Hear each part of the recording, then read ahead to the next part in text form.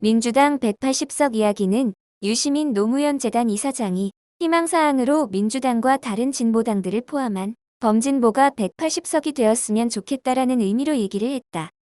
그런데 보수 언론에서 세결집을 위해서 민주당 180석이라고 가짜뉴스를 퍼뜨렸고 그것을 미래통합당에서 민주당 180석이라는 식으로 계속 가짜뉴스를 얘기하고 있다.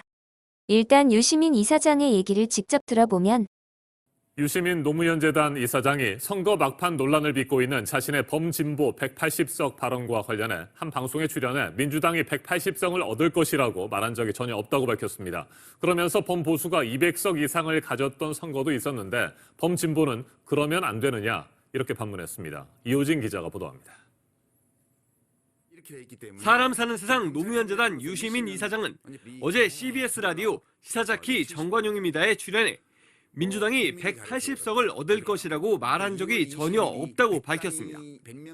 당시 청취자가 민주당이 180석이 가능하냐고 물어 불가능하다고 답했고 열심히 하면 범진보를 다 합쳐 가능하다는 희망사항을 얘기한 것이라고 했습니다.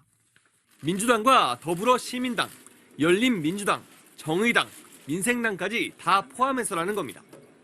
투표를 정말 남김없이 다 참여한다면 현행 국회법에 따라 원만하게 코로나19 대책 추가 경정 예산을 진행할 수 있는 의석 180석을 확보할 수도 있다는 상식적인 얘기를 한 것이라고 설명했습니다.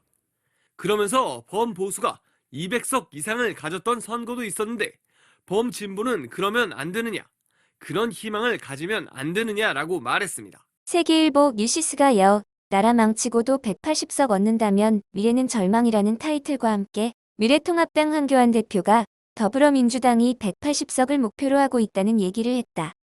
민주당이 과반석 이상을 넘어 헌법제정 정족수는 200석까지도 가능하다는 것을 내세워 보수 측의 세결집을 부추기는 모양새다.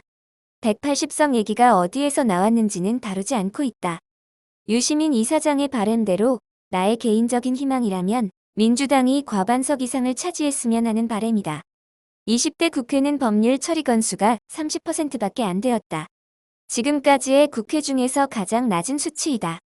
이는 여당인 민주당의 포용력이 약한 측면도 물론 제기가 되지만 현재의 미래통합당이었던 전 한나라당이 식물국회로 만든 면이 더 크다. 역대 총선에서 최악의 선거는 이명박 정권 시절 2008년 4월 9일 제18대 총선이다. 최악이라고 하는 이유는 이때 한나라당, 자유선진당, 친박연대, 무소속을 포함해 범보수가 총 218석이었다. 이때를 왜 최악으로 얘기하는가? 현재는 거의 무용지물이라고 평가받는 4대강 사업이다. 최소 1년에서 몇 년에 걸쳐서 실행하고 판단해야 할 환경 영향성 평가를 단 6개월 만에 졸속으로 통과시켰다. 공사비 22조 2천억 원을 들인 사업이 각종 비리가 난무했으며 돈 있는 사람이 먼저 땅을 사들여서 부자들만 돈을 벌게 했다. 원래 4대강 사업의 취지와는 다르게 장마나 가뭄 대책에는 거의 효과가 없이 환경 파괴를 불러왔다는 평가가 내려진 사업이다. 광주 학생운동에 북한 공작원 한 개 대대가 들어와서 그러한 일을 벌였다는 황당한 거짓 뉴스를 비롯한 온갖 가짜 뉴스를 만드는 TV조선 채널A라는 보수적인 종편 만들기가 가능했던 것도 18대 총선 때문이었다. 그리고 비정규직 악법, 법인세 인하 등 대기업 위주의 법안이 모두 통과되어 지금도 계속 이어지고 있는 실정이다. 이번 21대 사전투표율은 전국 26.7%로 역대 최대치를 갱신했다. 2017년 제19대 대선에서 사전투표가 26.1%, 최종투표는 이것의 거의 3배인 78.3%보다 약간 낮은 77.2%였고 2018년 제7회 지방선거의 사전투표는 20.1%인데 이것의 3배인 60.3%보다 아주 약간 낮은 60.2%였다. 앞에 전국선거를 근거로 이번 사전투표 26.7%의 3배는 80.1%이다. 그렇다면 적어도 70%의 투표율은 넘기지 않을까? 라고 기대해본다.